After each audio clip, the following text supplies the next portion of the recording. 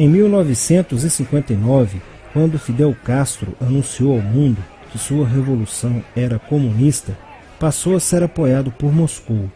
Com isso, a União Soviética iniciou uma campanha para dominar com a ideologia marxista a América Latina, onde os partidos comunistas formariam grupos de guerrilha armada com dinheiro soviético, repassado por Cuba. No Brasil, foram criadas 29 organizações guerrilheiras, onde Fidel Castro vislumbrou expandir sua revolução comunista. Em 1961, o presidente do Brasil, Jânio Quadros, condecorou o guerrilheiro cubano Che Guevara com a Ordem do Cruzeiro do Sul, sem imaginar que 4 meses antes o Partido Comunista Brasileiro acertara com Fidel Castro o envio de jovens brasileiros para o treinamento de guerrilha em Cuba, com a finalidade de preparar quadros revolucionários que desencadeariam a luta armada no Brasil. As ações armadas já existiam antes de 1964 no governo de João Goulart, através das Ligas Camponesas de Francisco Julião e do Grupo dos 11 de Leonel Brizola. Com a chegada ao poder, em 1964, do presidente Castelo Branco, centenas de comunistas e políticos de esquerda refugiaram-se no Uruguai, onde formariam a Frente Popular de Libertação, que a partir de 1965 empreenderia atos de sabotagem urbana e focos de guerrilha rural no Brasil, principalmente na Serra do Caparaó, cujos guerrilheiros, apoiados por Leonel Brizola, foram combatidos e vencidos por tropas da Polícia Militar de Minas Gerais. Em 1966, a esquerda brasileira, decidida a tomar o poder à força e em curto prazo, passou a adotar táticas terroristas como as que foram usadas pelo grupo guerrilheiro Ação Popular, que ao explodir uma bomba no saguão do Aeroporto Internacional de Guararapes, em Recife, matou o jornalista Edson Regis de Carvalho e o almirante Nelson Gomes Fernandes. A influência da Revolução Cubana passou a servir de modelo para muitos revolucionários como Carlos Marighella, do PCB, que em 1967 viajou a Cuba e participou de um evento sobre a propagação da luta armada no território brasileiro. De volta ao Brasil, em setembro de 1967, Marighella criou a Ação Libertadora Nacional, ALN, e começou a recrutar jovens brasileiros entre os estudantes que, depois de preparados ideologicamente, foram enviados a Cuba. Em 1968, com a chegada ao Brasil do primeiro contingente da ALN de guerrilheiros formados em Cuba, entrou em cena Carlos Lamarca, capitão do Exército e militante da Vanguarda Popular Revolucionária, VPR, que se uniu a Marighella e em janeiro de 1969 explodiu 50 quilos de dinamite no QG do 2º Exército, matando na explosão o soldado do Exército Mário Cosel Filho e ferindo 6 militares. E ainda, na cidade de São Paulo, os guerrilheiros avançaram com um veículo roubado e abordaram o capitão Chandler, do Exército dos Estados Unidos, que se encontrava no interior de um automóvel quando saía de sua residência. Chandler foi morto por uma rajada de metralhadora em frente da esposa e do filho de 9 anos. O Comando de Libertação Nacional, Colina, criado em Belo Horizonte no ano de 1968, executou na capital mineira vários assaltos a agências bancárias e atentados à bomba. Os guerrilheiros se reuniam durante as sessões de cinema no Cine Caiaca, localizado na área central de Belo Horizonte, para planejarem as ações de terror e guerrilha. A situação estava ficando caótica no país. Os guerrilheiros praticavam atentados à bomba nas grandes cidades, matando e ferindo vários inocentes, aumentando a insegurança e o medo da população, que passou a exigir ações imediatas do governo brasileiro para acabar com a violência praticada pela guerrilha.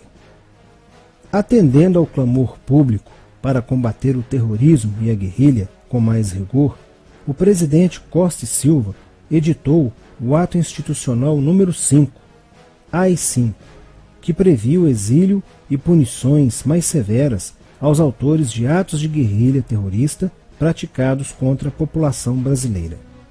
Em desafio à nova medida do governo de proteção à sociedade, Carlos Marighella, em 1969, lançou o seu mini-manual do guerrilheiro urbano. Neste mesmo ano, só no Rio de Janeiro, a ALN, para aumentar os seus recursos financeiros, praticou 30 assaltos, sendo a maioria deles contra as agências bancárias. E ainda, em 1969, a ALN, juntamente com o movimento revolucionário 8 de outubro, o MR8, sequestrou o embaixador dos Estados Unidos, Charles Burke. O sequestro foi sugerido pelo guerrilheiro Franklin Martins. Os guerrilheiros exigiram a libertação de 15 presos políticos, dentre os quais se encontrava José Dirceu. A exigência foi prontamente atendida pelo governo militar. A ALN estava prestes a sofrer um grande golpe quando Marighella começou a cair. Após a prisão de um militante de sua organização, no dia 1º de outubro de 1969. Os dados fornecidos pelo militante da ALN preso coincidiram com informações prestadas por outro militante da VPR, que também denunciou o envolvimento de vários religiosos com grupos de guerrilha, entre eles Frei Beto. Quando Frei Fernando e Frei Ivo, também envolvidos com os grupos guerrilheiros, foram presos e logo após interrogados, os religiosos entregaram o ponto de contato de Carlos Marighella, na cidade de São Paulo. No dia 4 de novembro de 1969, o ponto foi cercado pela polícia, onde Marighella, percebendo o cerco, reagiu e foi morto. Depois da morte de Marighella, centenas de guerrilheiros foram presos e mais de 300 armas apreendidas. 2 sequestros de diplomatas, o embaixador alemão Enfried von Hollenberg e o cônsul japonês Nobuo Okushi, foram feitos às pressas, para libertar os guerrilheiros que continuavam presos. Inspirados no marxismo cultural, vários militantes da esquerda brasileira iniciaram a estruturação de uma organização que se infiltrou nas faculdades brasileiras, bem como no meio artístico e cultural, e principalmente nas edições de jornais, setores estes com grande poder de influência sobre a formação da opinião popular. Durante as manifestações, vários militantes comunistas, usando armas de fogo, eram infiltrados no movimento estudantil e disparavam contra os manifestantes, na intenção de colocar a opinião pública contra o regime militar. Com a morte de Marighella, Lamarca havia assumido a posição de líder mítico, que sustentava a esperança na vitória comunista. Em 1970, quando o embaixador suíço Giovanni Butcher foi sequestrado, o governo se recusou a soltar os presos da lista apresentada pelos guerrilheiros. Depois de 40 dias de sequestro, os guerrilheiros quiseram matar o embaixador suíço. Porém, o governo militar cedeu e as exigências dos guerrilheiros sequestradores foram atendidas, preservando a vida do diplomata.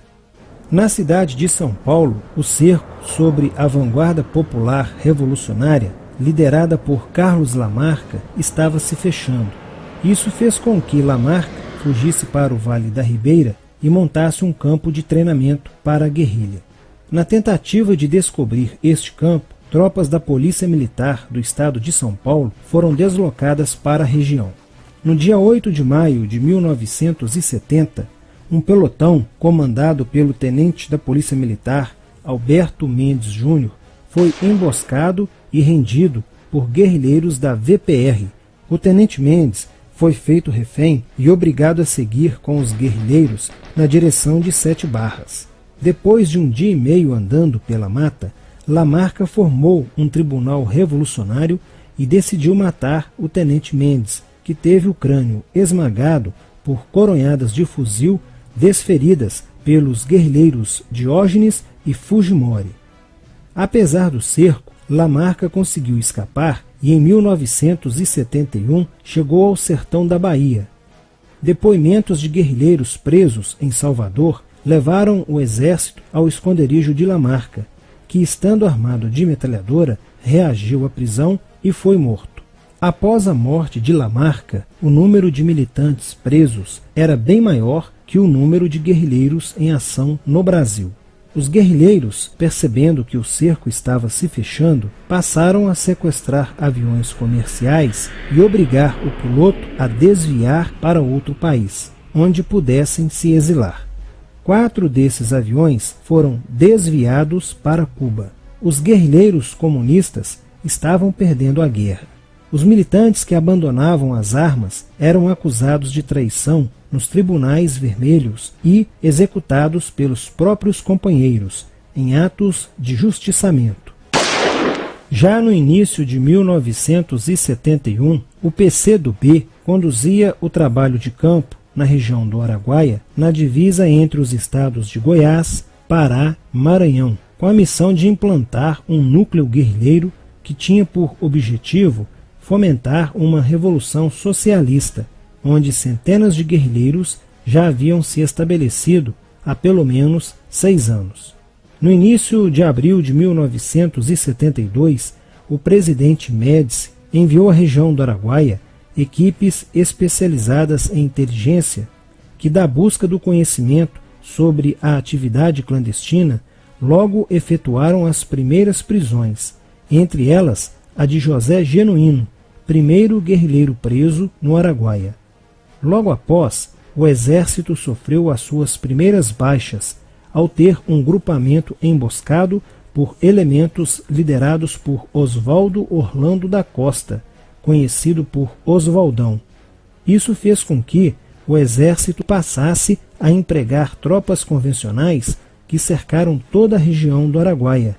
Com a derrota cada vez mais próxima e com o total abandono logístico do PCdoB, ao qual os guerrilheiros foram relegados, sem armas, comida e remédios, vários militantes da guerrilha, encurralados, quiseram se entregar, mas foram mortos pelos próprios companheiros em atos de justiçamento. Após a morte de Oswaldão e o desmantelamento do comando militar da guerrilha, o cerco do exército se fechou sobre os rebeldes e vários guerrilheiros foram presos. Assim terminava o sonho da esquerda brasileira de transformar o Brasil em uma ditadura comunista. Mas a esquerda brasileira não desistiria de conquistar o poder e retornaria mais tarde com uma tática mais eficiente que a luta armada: o marxismo cultural.